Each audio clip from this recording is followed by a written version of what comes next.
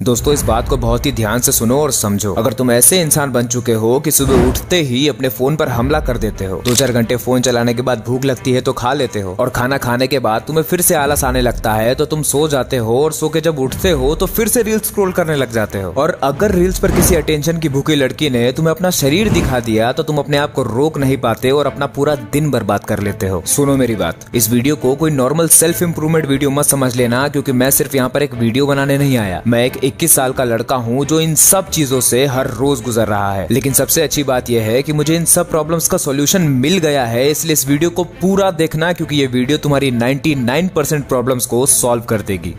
Point number 1, क्या तुमने कभी ये चीज नोटिस की है कि जब भी तुम इंस्टाग्राम पर ज़ॉम्बीज की तरह स्क्रॉलिंग कर रहे होते हो, जब स्क्रॉलिंग को रोकते हो तब तुम्हें दुख महसूस होता है। तुम्हें ये महसूस होता है कि यार मैं टाइम वेस्ट कर रहा हूँ। बिल्कुल इसी तरह से जब हम इंस्टाग्राम पर किसी लड़की को देखते हैं जिसको देखकर हम अपने आप को बिल्कुल रोक नहीं पाते और फिर मास्टरबेशन की तरफ चले जाते हैं। मास्टरबेट करने के बाद भी हमें दुख फील होता है कि यार मैं कुछ गलत कर रहा हूँ। और ऐसे ही जब तुम अपने काम को टाल रहे होते हो, जो काम तुम्हें करना है तुम उससे भाग रहे होते हो, दिन के अंत में जब वो काम नहीं होता तब भी हमें बुरा फील होता है कि यार मैंने आज का दिन भी वेस्ट कर दिया। इन तीनों ही बातों में एक चीज कॉमन है कि हमें ये सब करने के बाद दुख महसूस होता है, जो कि हमें कुछ बताना चाहता है। ये दुख एक अलार्म की तरह है, ये हमें बता रहा है कि हम सही नहीं जी रहे। अब ध्यान से समझो, ये दुख हमेशा हमें एक अलर्ट देता रहता है कि भाई तू सही नहीं जी रहा। लेकिन जैसे ही हमें ये दुख होता है, हमें लगता है कि अगर हमें दुख हो रहा है तो हमें सुख चाहिए, और हम तुरंत वो चीजें करने लग जाते हैं जिन चीजों से हमें सुख मिलता है। जो बात मैंने अभी अभी बोली है, मुझे नहीं पता कि आप इस बात को पकड़ पाए हैं या नहीं, इसलिए मैं इसको फिर से बोलता हूँ। जब जब आपको दुख होता है तो आपको ऐसा लगता है कि मुझे दुख इसीलिए हो रहा है क्योंकि मेरे पास सुख नहीं है, इसीलिए आप वो चीजें करने लग जाते हो जिससे आपको सुख मिलता है। लेकिन सच्चाई तो ये है कि आपने दुख को हटाया नहीं है, आपने सिर्फ सुख को लाया है। और जैसे ही सुख का नशा कम पड़ता है, धीमा पड़ता है, मद्धा पड़ता है, दुख वापस आ जाता है, क्योंकि दुख तो कभी गया ही नहीं था। आपने बस उस दुख के ऊपर सुख की चादर चढ़ा दी थी। ये बात बहुत इंपॉर्टेंट है, इसीलिए इसको एग्जांपल के साथ भी समझ लो। आप मास्टरबेट तभी करते हो जब आप खाली होते हो, आपके पास करने के लिए कोई काम नहीं होता, कोई एक्साइटिंग चीज नहीं होती, आप अंदर से दुखी होते हो। और जिस वक्त आप ये दुख झेल रहे होते हो, आपका शरीर आप पर हावी हो जाता है और तुरंत आपको इधर उधर के थॉट्स देने लग जाता है, और आपको ऐसा लगने लग जाता है कि शायद यही वो चीज है जिसको करने से मेरे अंदर का दुख चला जाएगा। लेकिन ऐसा होता नहीं है, क्योंकि वो करने के बाद दुख वापस आ जाता है। तो इस बात को हम ऐसे कह सकते हैं कि आप अपने दुख का निवारण ना करते हुए सिर्फ सुख के पीछे भाग रहे हो। मतलब कि आप अपने दुख को भुलाने के लिए सुख का सहारा ले रहे हो। और जब भी हम किसी ऐसी चीज का सहारा लेते हैं जो हमारी वास्तविकता को भुला दे, तो हम उसे कहते हैं नशा। हम लोगों को ये बताया गया है कि नशा सिर्फ दारू और सिगरेट का ही होता है, लेकिन ये सच नहीं है। हर वो चीज जो हमें वास्तविकता को भुलाने में मदद करता है, उसे हम नशा कह सकते हैं। और ये जरूरी नहीं है कि नशा सिर्फ दारू और सिगरेट से ही हो। अगर हम दारू और सिगरेट वाला नशा नहीं भी कर रहे हैं, तब भी हम नशेड़ी ही कहलाएंगे, अगर हम अपनी वास्तविकता से भागने के लिए, अपने दुख को छुपाने के लिए इंस्टाग्राम रील्स का, मास्टरबेशन का, गर्लफ्रेंड का, खाने का, सोने का सहारा ले रहे हैं। तो इस बात से हमें ये पता चलता है कि अगर कोई इंसान किसी चीज के अंदर सुख पाने के लिए बिल्कुल डूबा ही जा रहा है, तो वो इंसान नशा करके अपने होश को दबा रहा है, अपने अंदर के दुख को छुपा रहा है। आपने कभी ना कभी तो ऐसे लोगों को नोटिस किया ही होगा जो बहुत ज्यादा खाते हैं, बहुत ज्यादा सोते हैं, या फिर बहुत ज्यादा फोन चलाते हैं। ये सब नशेड़ी है। तो अब हमारे दिमाग में ये सवाल आएगा कि अगर ये सब चीजें करके इंसान सुख पा भी रहा है तो किसी को क्या प्रॉब्लम है? अगर नशे में रहकर आदमी खुश है तो फिर उसे रहने दो ना यार, आखिर दिक्कत क्या है? तो इसका जवाब ये है कि जो भी इंसान ये सब चीजें करके सुख पा रहा है, वो सचमुच में अपने दुख को भुलाने के लिए उस दुख के ऊपर सुख का पर्दा डाल रहा है, नशे का पर्दा डाल रहा है। और सच्चाई ये है कि हमारी नेचुरल स्टेट होश की है। कितना भी बेहोश रह लो, होश तो आएगा ही आएगा। और जब जब होश आएगा तब तब दुख होगा, क्योंकि दुख कभी गया ही नहीं था, उसके ऊपर बस नशे का पर्दा डला हुआ था। तो अगर तुम्हें ये लगता है कि इंस्टाग्राम रील चलाकर, एंटरटेनमेंट लेकर, मास्टरबेशन कर कर तुम अपने दुख से बच जाओगे, तुम अपनी रियलिटी से बच जाओगे, तो भूल जाओ। तुम जितना ज्यादा अपने दुख को हटाने के लिए सुख के पीछे भागोगे, तुम उतना ज्यादा ही दुख पाओगे, क्योंकि तुम अपने दुख को नहीं हटा रहे, बस उसके ऊपर नशे का पर्दा डाल रहे हो। ये बात मैं बार बार बोल रहा हूँ ताकि ये बात तुम्हारे दिमाग के अंदर बिल्कुल बस जाए। इस बात को अच्छे से समझ लो कि तुम दुखी हो, तुम परेशान हो, लेकिन उस दुख से बचने के लिए तुम तुम बार बार नशा कर ले रहे हो, इसीलिए वो दुख तुम्हारी जिंदगी से नहीं जा रहा। अगर ये बात तुम्हें अच्छे से समझ में आ गई है तो फिर हम आगे बढ़ सकते हैं इस प्रॉब्लम के सॉल्यूशन की तरफ। पॉइंट नंबर 2, देखो हमें ये तो पता चली गया है कि नशे में पड़े पड़े हमें सिर्फ दुख ही मिल रहा है, और अगर सुख मिल भी रहा है तो वो सिर्फ तब तक जब तक नशा बरकरार है। जैसे ही नशा गया दुख वापस आ जाएगा, और फिर उस दुख से बचने के लिए भी हमको फिर से सुख का नशा करना पड़ेगा, और ऐसे ही सुख दुख करते करते पूरी जिंदगी निकल जाएगी। हम लोग दुख से इतना डरते हैं कि दुख आते ही हम लोग तुरंत सुख का नशा करने लग जाते हैं। तो अगर हमें दुख से मुक्ति चाहिए तो सबसे पहले तो हमें दुख से डरना बंद करना होगा। हम लोग जैसे ही दुख से डरना बंद कर देंगे, हम लोग नशे के पीछे, सुख के पीछे भागना बंद कर देंगे, और यही हमको करना है। इसको एक एग्जांपल से समझो। इमेजिन करो एक प्रेशर कुकर है जिसमें दाल बन रही है। जैसे ही उस कुकर में प्रेशर बनता है, तुम उस कुकर के सीटी बजा देते हो और उस कुकर का सारा प्रेशर रिलीज हो जाता है, और इसी की वजह से उस कुकर के अंदर की दाल नहीं बन पाती। वो जो प्रेशर कुकर है वो तुम हो, उसके अंदर जो प्रेशर बन रहा है वो तुम्हारे अंदर का दुख है, और वो जो तुम सीटी बजाकर प्रेशर रिलीज कर देते हो ये वो नशा है जो तुम करके सारा का सारा दुख भुला देते हो। तो सबसे पहला स्टेप तो ये है कि वो सब कुछ करना बंद करो जिसकी वजह से प्रेशर रिलीज हो रहा है। अपनी जिंदगी से सारे नशे बाहर निकाल दो। इंस्टाग्राम, टीवी,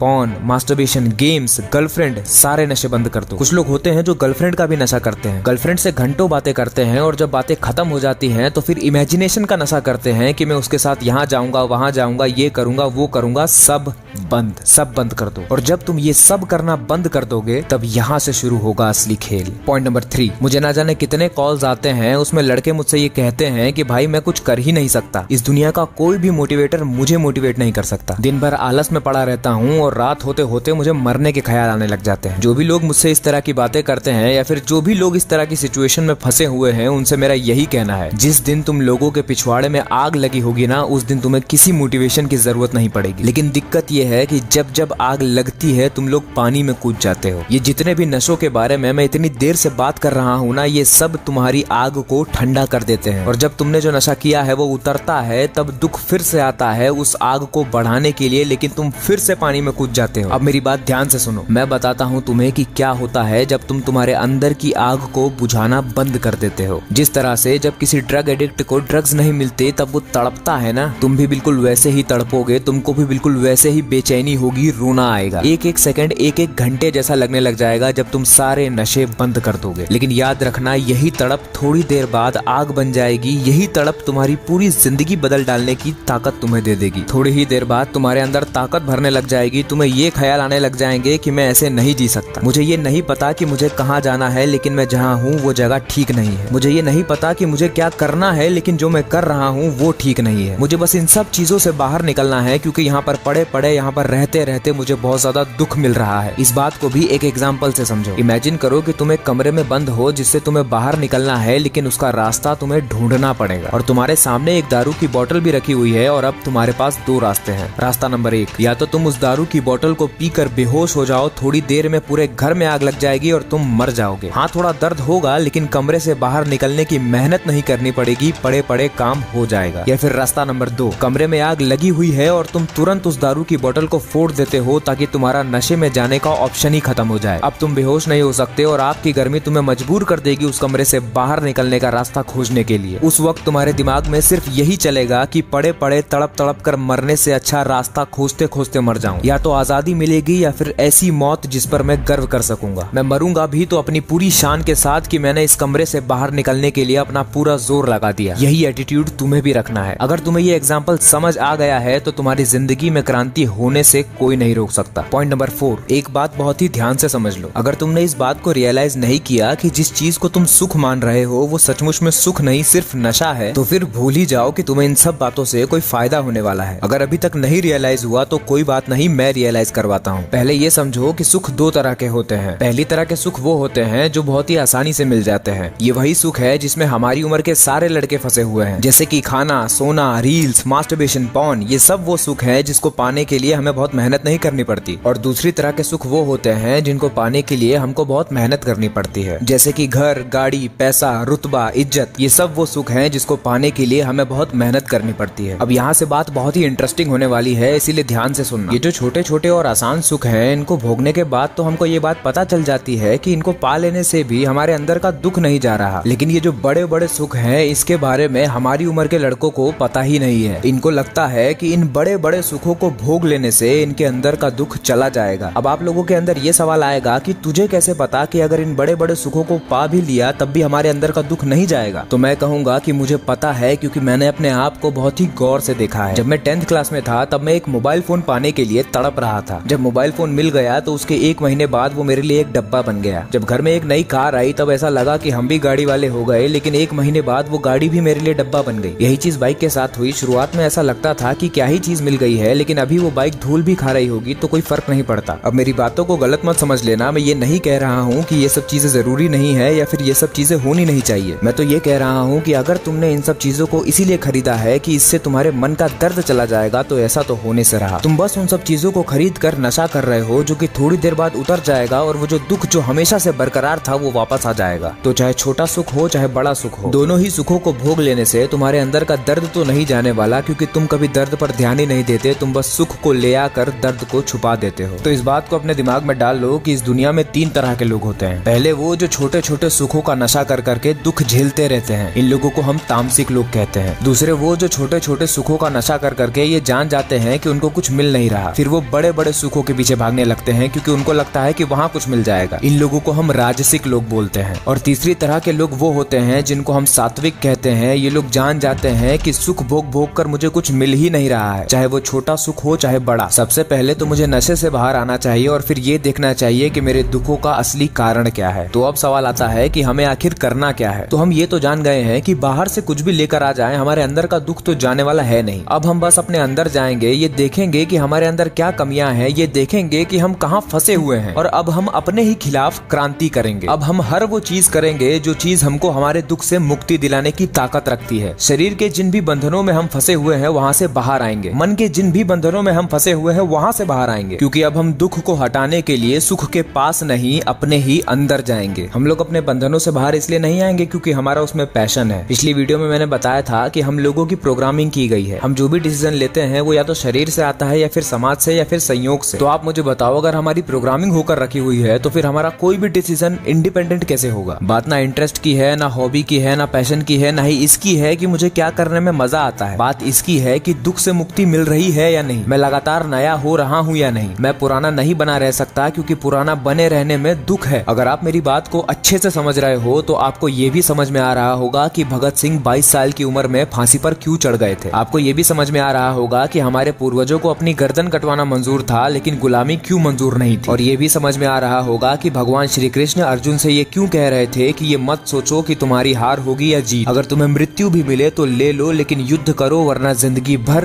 दुख पाओगे। हमें भी युद्ध करना होगा, इसलिए नहीं क्योंकि हमें कुछ पाना है, बल्कि इसलिए क्योंकि हम जैसे जी रहे हैं वैसे जीकर हम बिल्कुल भी खुश नहीं हैं। हमें ये बिल्कुल नहीं पता कि हमारी मंजिल कहाँ है, लेकिन हमें ये पता है कि हम जहाँ खड़े हैं वो हमारी मंजिल नहीं है। लेकिन अब जरा बात पर ध्यान दो। हमें ये बात पता चल चुकी है कि जब तक हमारे अंदर का दर्द बरकरार है तब तक हमको काम करने से कोई रोक नहीं पाएगा, हमको आगे बढ़ने से कोई रोक नहीं पाएगा। लेकिन यहीं पर हम फंस जाते हैं क्योंकि कोई है जो हमारे अंदर के इस दर्द को कम करने के लिए आएगा। कोई है जो हमको रोकेगा, वो कहेगा कि रहने देना यार, सो जा, इंस्टा चालू कर, कुछ मजा आएगा, चल कोई मूवी देख ले, अबे चल दोस्तों को ही कॉल कर ले, उनके साथ बैठकर बकैती करेंगे। और अगर तुमने ये सारी बातें मान ली तो फिर तुम्हें कोई नहीं बचा पाएगा। इसीलिए अब मैं जो बोलने जा रहा हूँ वो बहुत ज्यादा जरूरी है। पॉइंट नंबर 5, तुम्हें क्या लगता है ये जो बातें मैंने बताई हैं ये सब अगर तुमने फॉलो कर लिया तो तुम्हारी जिंदगी बदल जाएगी, तुम्हारी सारी प्रॉब्लम सॉल्व हो जाएगी? इतना आसान नहीं है भाई। कोई भी मूवी हिट तभी होती है जब विलन हीरो से ज्यादा ताकतवर होता है। और अगर तुम भी मेरी ये सारी बातें सुनकर अपने आप को अपनी जिंदगी का हीरो समझ रहे हो तो याद रखना, तुम्हारी जिंदगी का विलन तुमसे 10 गुना ज्यादा ताकतवर होगा। स्पाइडरमैन इस दुनिया का सबसे ज्यादा पसंद किया जाने वाला सुपर हीरो है, और उसका रीजन सिर्फ एक है, क्योंकि उसकी जिंदगी में उसकी औकात से ज्यादा परेशानियां हैं। उसकी जिंदगी में जो विलन है वो उससे बहुत ज्यादा ताकतवर है। लेकिन बात सिर्फ यहाँ पर खत्म नहीं होती। उसे पता है कि सामने वाला उससे ज्यादा ताकतवर है, लेकिन फिर भी वो लड़ता है क्योंकि वो हार मानकर बैठ नहीं सकता।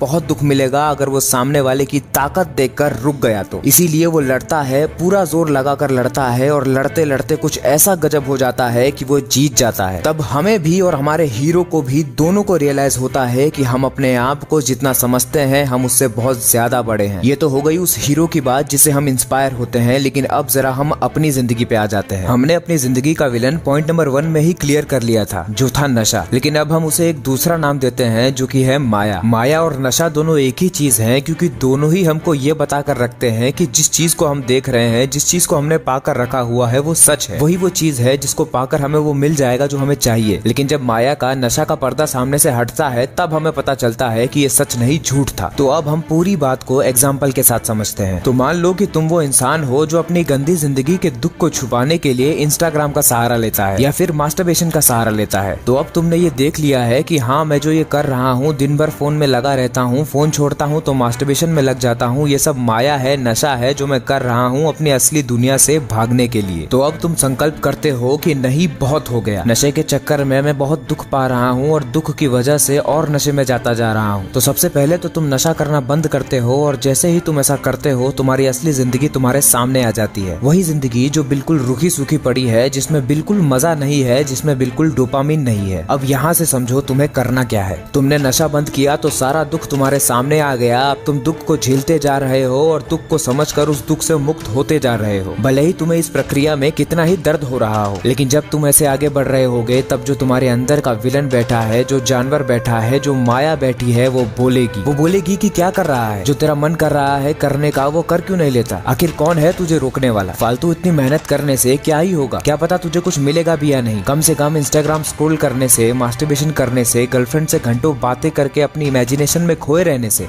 कम तुझे सुख तो मिल रहा है ना। तू बस इस सुख के बारे में सोच, फिर से वापस आ जा, वापस नशे में डूब जा। ये सारी बातें बोलकर माया तुम्हें वापस बुलाएगी, लेकिन उस माया को तुम्हारा जवाब ये होना चाहिए। तुम्हें कहना है कि हाँ, तू सच कह रही है, सुख तो बहुत मिलता है तुझमें डूबे रहने से। जितना ज्यादा मैं तुझमें डूबा रहता हूँ उतना ज्यादा सुख मिलता है, लेकिन जितना ज्यादा सुख मिलता है उससे कई गुना ज्यादा मुझे दुख मिलता है और वो दुख मुझसे झेला नहीं जाता। तू कह रही है ना कि तुझसे दूर जाके मैं क्या ही पालूंगा, कुछ मिलने की कोई गारंटी नहीं है। तू सही कह रही है, तू सही कह रही है। क्या पता कुछ मिले या ना मिले, ठीक है, कुछ ना मिले तो ना मिले, कोई फर्क नहीं पड़ता। मुझे पता है कुछ ना मिलने का डर दिखा के तू मुझे अपने पास रखना चाहती है। अब तेरी ये चालाकियां मुझ पर नहीं चलेगी। मुझे तेरे पास नहीं रहना, चाहे उसकी वजह से मुझे कितना भी दुख झेलना पड़े। संघर्ष पथ पर चलते चलते मैं रोऊंगा, तड़पूंगा, लेकिन कम से कम मैं अपने आप पर गर्व करूंगा कि मैं वहाँ पर नहीं पड़ा रहा जहाँ पर पड़े पड़े मुझे दुख मिल रहा था। ये बात मैं अच्छे से समझ गया हूँ कि अगर मुझे दुख हो रहा है तो इसका मतलब ये नहीं है कि मुझे सुख चाहिए। इसका मतलब ये है कि अगर मुझे दुख मिल रहा है तो मुझे दुख से मुक्ति चाहिए। बस यही वो जवाब है जो तुम्हें माया को देना है। और जब जब तुम ये जवाब माया को दोगे तब तब माया तुमसे हारेगी। आज ही ये संकल्प लो कि मैं अब नकली सुख के लालच में दुख नहीं झेलूंगा। अगर दुख झेलना ही है तो वो वाला दुख झेलूंगा जिसको झेलने से मुझे दुख से मुक्ति मिल जाएगी। हर रोज सुबह अलार्म बजते से ही तुम्हारे दिमाग में ये ख्याल आना चाहिए कि अगर आज मैं नहीं उठा तो मैं वही रह जाऊंगा जहाँ मैं नहीं रहना चाहता। आज उठूंगा और दिन भर वो काम करूंगा जो सचमुच में मेरी जिंदगी को अच्छा बनाता है, मेरे मन को ताकतवर बनाता है, मेरे शरीर को ताकतवर बनाता है। लेकिन फिर से मैं वही बात बोलूंगा कि अगर इतनी क्लैरिटी देने के बाद भी तुम काम नहीं कर पा रहे तो कोई बात नहीं, बस इतना कर लेना कि वापस नशे के पास मत जाना। क्योंकि जब तुम काम नहीं करोगे तो तुम्हारे अंदर का हीरो बोलेगा कि तू काम क्यों नहीं कर रहा, कैसी जिंदगी जी रहा है तू। तब तुम्हारे अंदर का जानवर उसको चुप करवाना चाहेगा और चुप करवाने का एक ही तरीका है, नशा करो। और फिर से वही जिंदगी शुरू हो जाएगी जो तुम आज तक जीते आ रहे हो। तुमको जो दुख हो रहा है वो हो ही इसीलिए रहा है क्योंकि तुम्हारे मन के अंदर बहुत सारे बंधन हैं, तुम्हारे शरीर के अंदर बहुत सारे बंधन हैं। उन सभी प्रॉब्लम्स को सॉल्व करने के बजाय अगर तुम नशे में पड़े हो तो तुम्हारा कुछ नहीं हो सकता। रोना आए तो रो लेना, तड़प हो तो तड़प लेना, लेकिन नशा मत करना। बस यही कहना चाहूंगा मैं तुमसे। दोस्तों, इस वीडियो में मैंने आपको उन सारी प्रॉब्लम्स का सॉल्यूशन बता दिया है जिसकी वजह से आप अपनी जिंदगी को नहीं बदल पाते। आने वाले वीडियोस में मैं आपको ये भी बताऊंगा कि जब हम सारे डिस्ट्रैक्शंस को खत्म कर देते हैं तो हमारे पास जो खाली समय बचता है उसमें हमको करना क्या होता है। तब तक के लिए आप अपने खुद के रास्ते बनाओ, गलतियां करो और सीखो, ताकि जब मैं अगली वीडियो लाऊं तब आप मेरी बातों से रिलेट कर सको। वीडियोस आने में थोड़ा टाइम लग सकता है, इसलिए अगर आप चाहो तो मुझसे 1-to-1 कॉल पर बात कर सकते हो डिस्क्रिप्शन के पहले लिंक पर क्लिक करके। और अगर आपको ये वाली वीडियो अच्छी लगी है तो आपको ये वाली वीडियो भी अच्छी लगेगी जिसमें मैंने 4 ऐसे माइंडसेट बताए हैं जो आपको आपके अगले साल के लिए अनस्टॉपेबल बना देंगे।